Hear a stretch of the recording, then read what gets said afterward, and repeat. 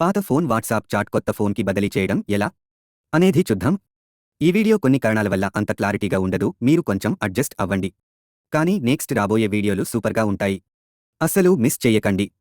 ఇంకా విషయానికొస్తే, మీరు పాత ఫోన్ నుండి కొత్త ఫోన్కి చాట్లను బదిలీ చేయాలనుకుంటే మీరు ఆండ్రాయిడ్ నుండి ఆండ్రాయిడ్కి, ఇంకా ఆండ్రాయిడ్ నుండి ఐఫోన్కి కూడా బదిలీ చేయగలుగుతారు.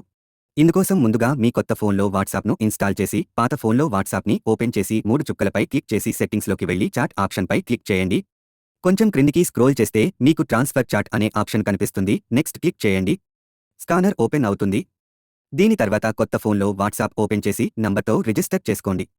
ఇప్పుడు మీ ఫోన్లో పాత ఫోన్ నుండి బదిలీ చాట్ హిస్టరీ ఆప్షన్ ఓపెన్ అవుతుంది. కంటిన్యూ క్లిక్ చేయండి. ఇప్పుడు మీ పాత ఫోన్ వాట్సాప్ స్కానర్లో మీ ముందు తెరుచుకునే క్యూఆర్ కోడ్ను స్కాన్ చేయండి. ఆండ్రాయిడ్ నుండికి పైన పేర్కొన్న దశలను అనుసరించిన తర్వాత మీ పాత వాట్సాప్ చాట్లు అన్నీ కొత్త ఫోన్కి బదిలీ అవుతాయి.